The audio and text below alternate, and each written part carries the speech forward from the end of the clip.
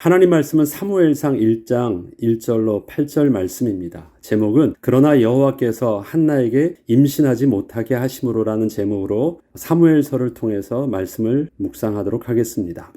사랑, 배신, 우정, 갈등, 미움, 대적, 기쁨, 감사, 낙심, 슬픔, 외로움, 원한, 이러한 단어들은 우리의 삶을 이루는 단어들입니다. 물론 각자 개인마다 이러한 몇 가지 단어로는 설명할 수 없는 더 많은 복잡한 감정들이 있지만 우리의 삶이 어느 누구도 예외 없이 힘들다는 것은 부인할 수 없습니다. 때로는 삶의 순간마다 어느 한 단어가 더 크게 느껴지는 순간도 있지만 그렇다고 해서 그것만으로 나의 인생을 전부 설명할 수도 없습니다.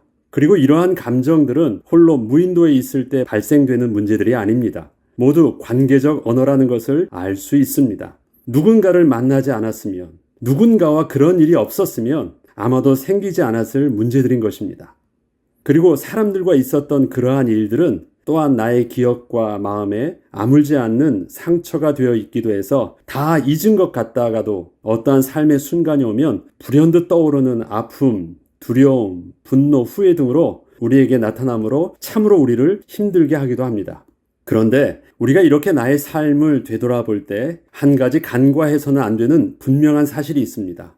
혹시 나는 그때 전혀 인식하지 못하고 있었어도 그때, 그곳, 그 사건 속에서 그 사람과 나만 있던 것이 아니라 나의 아버지 되시는 거룩하신 성삼위 하나님도 함께 계셨다는 사실입니다. 그리고 그 하나님은 그저 내 삶을 멀리서 바라보시며 무관심하게 스쳐 지나가고 계셨던 것이 아니라 당신의 선하신 계획 속에서 나의 삶을 세밀하게 인도하고 계셨습니다. 이렇듯 만일 우리가 그때 그 사건과 그 만남 속에서 하나님도 함께 하셔서 이끄셨던 사실을 확인할 수만 있다면 우리는 우리의 삶을 하나님의 주권과 섭리 속에서 다시 바라볼 수 있게 될 것입니다. 사무엘서는 한나, 사무엘, 사울, 다윗, 그 아들들을 중심으로 그들 주위에 있던 배우자, 목회자, 직속 상관, 부모, 친구, 자녀, 이웃, 그리고 수많은 대적들 속에서 일어났던 삶의 이야기들입니다.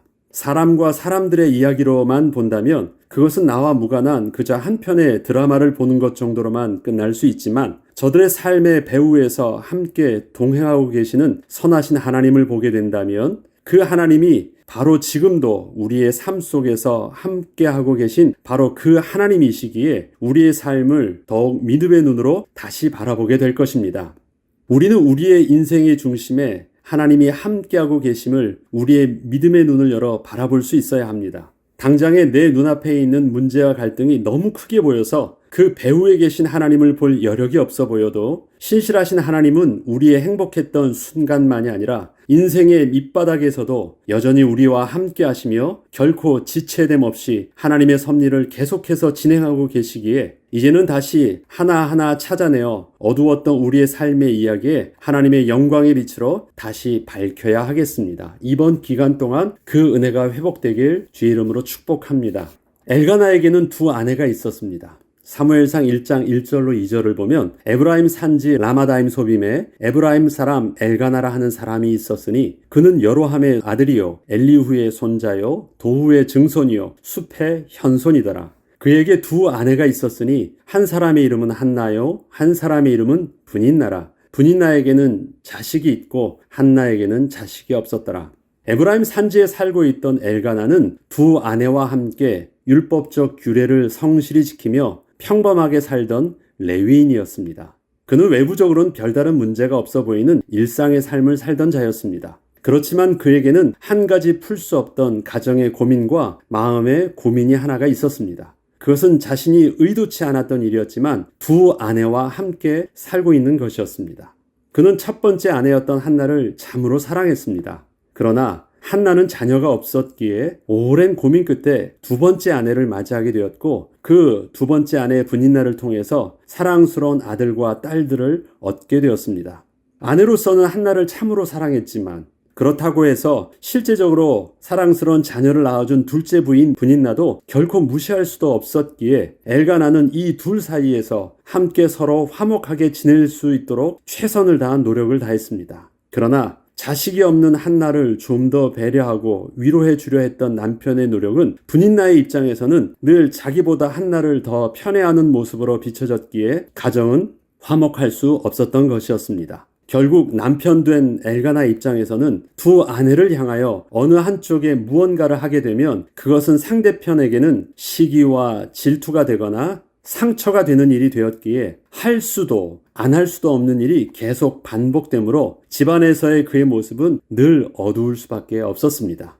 그렇다면 분인나는 어땠을까요? 그에게는 두 아내가 있었으니 한 사람의 이름은 한나요, 한 사람의 이름은 분인나라. 분인나에게는 자식이 있고 한나에게는 자식이 없었더라. 한나와 분인나 둘 중에 누가 더 불행하고 고통스러울까요? 우리가 한나를 중심으로 분인나를 보면 분인나는 가해자요, 한나는 피해자처럼 보입니다. 그리고 두 여인의 남편 된 엘가나 입장에서 보면 두 아내 모두에게 잘해주려고 노력하고 있지만 어느 것 하나 쉽지 않아서 고민하고 있는 남편의 모습도 보입니다.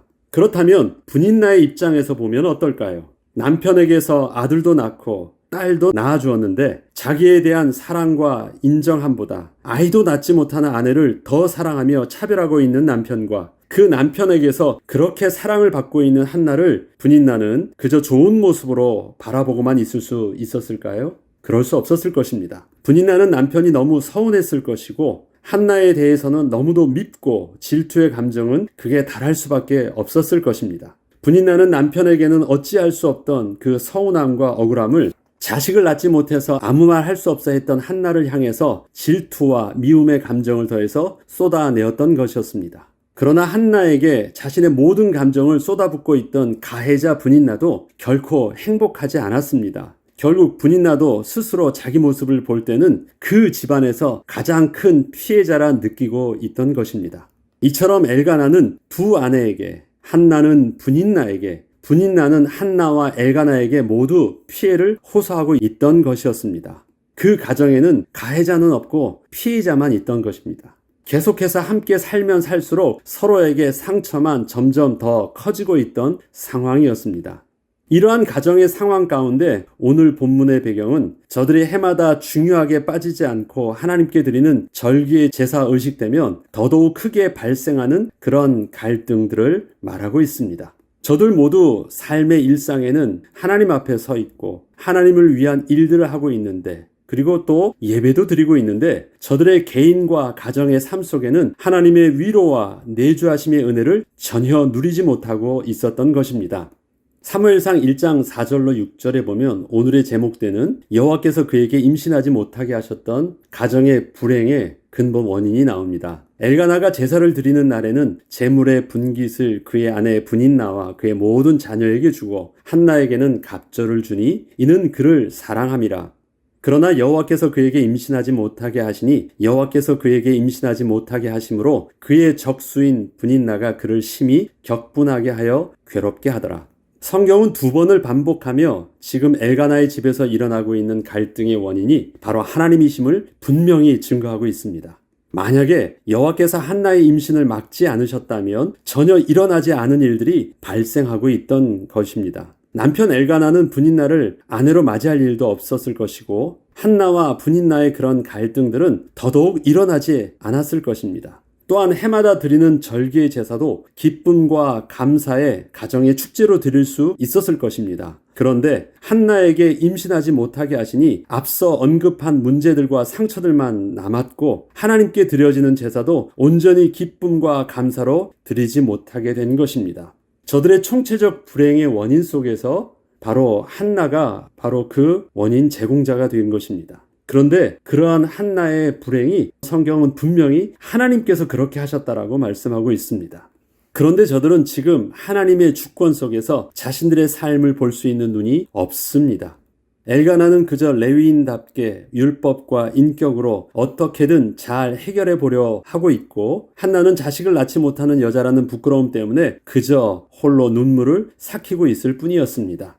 엘가나, 한나, 분인나 모두가 각기 자기 입장에서 자신의 문제 속에 잡혀 있지만 결국 그러한 불행은 오직 유일한 복의 근원 되시는 하나님으로 시작된 복이 임하게 될 때 그 복이 엘가나 가정 전체를 회복하는 비밀이 될 것입니다. 엘가나의 모든 가정의 문제는 한나가 하나님의 은혜를 입게 되면 사실 다 끝나게 되는 것입니다. 사무엘상 1장 7절로 8절에 보면 매년 한나가 여호와의 집에 올라갈 때마다 남편이 그같이 하매 분인나가 그를 격분시키므로 그가 울고 먹지 아니하니 그의 남편 엘가나가 그에게 이르되 한나여 어찌하여 울며 어찌하여 먹지 아니하며 어찌하여 그대의 마음이 슬프냐 내가 그대에게 10 아들보다 낫지 아니하냐 하니라.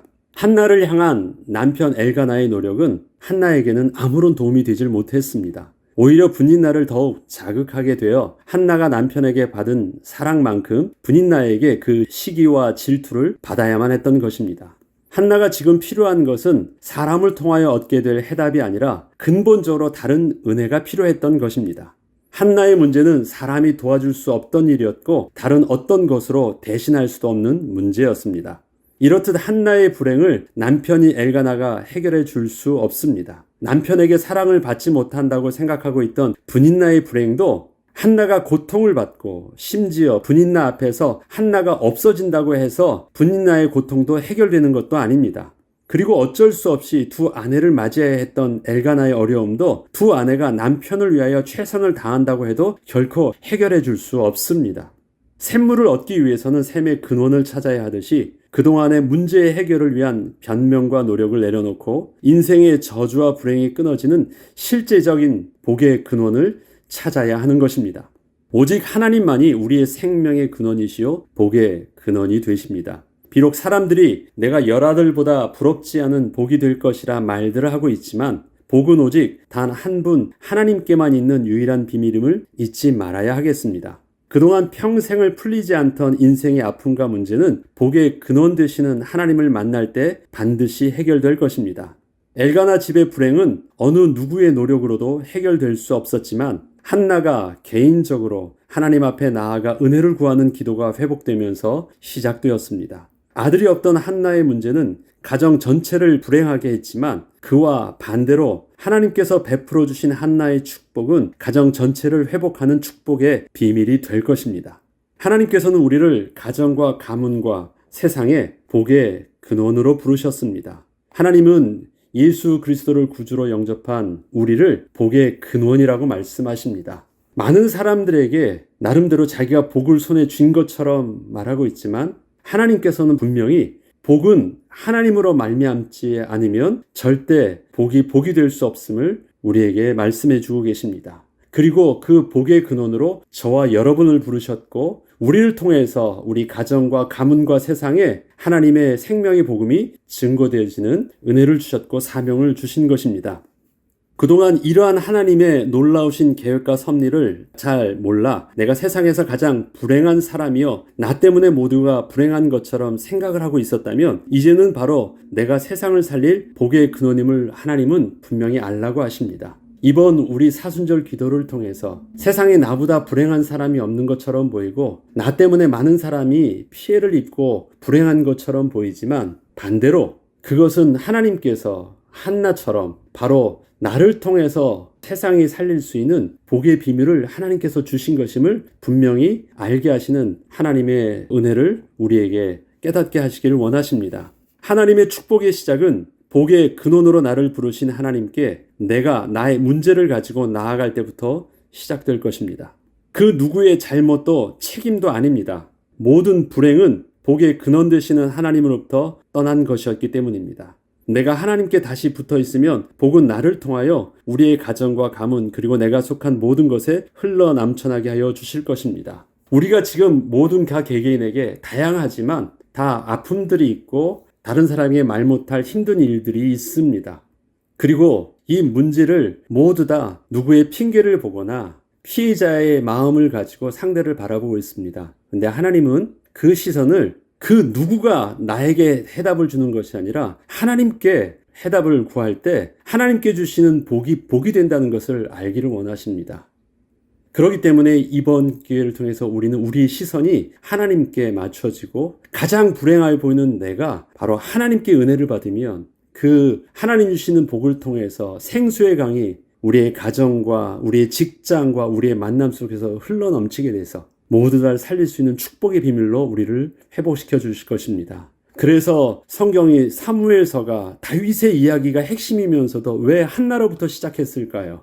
하나님께서 사무엘서의 모든 시작을 가장 불행해 보였던 한나를 통해서, 불행이 근원이 아니라 복의 근원이 되어지면 그를 통해서 어떻게 하나님께서 창조의 역사를 통해서 한나의 가정을 살리고, 또 한나를 통해서 그 민족을 살리고, 그를 통해서 왕국을 이루고, 그를 통해서 다윗을 일으키고, 그를 통해서 우리까지 메시아의 계보를 잇게 하는 그 축복의 비밀들의 시작이 바로 한나였습니다. 그 시작의 비밀 속에 저와 여러분도 하나님이 복의 근원으로 부르셨습니다. 그러한 은혜의 비밀들을 이번에 사무엘서를 통해서 또 함께 묵상하고 나눌 때 은혜를 누리는 저와 여러분 되길 주의 이름으로 축복합니다. 기도하겠습니다. 하나님 아버지, 한나는 이름도 없던 가장 불행해 보이는 한 가정의 여인이었습니다.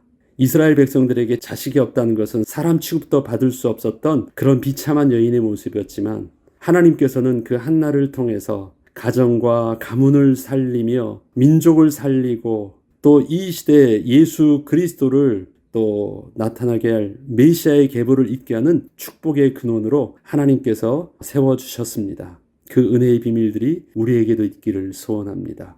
우리의 문제를 도울해오는 인생 속에서 찾지 않게 하시고, 저들에게 핑계를 대며 또 우리에게 원한을 품지 않게 하시며, 오직 주님께 우리의 시선을 맞춤으로 또 이번 기회를 통해서 하나님의 은혜를 회복하며 복의 근원이 회복하는 축복을 누리는 귀한 축복의 시간이 되게 하여 주옵소서. 감사드리며 우리 주 예수 그리스도의 이름으로 기도합니다. 아멘.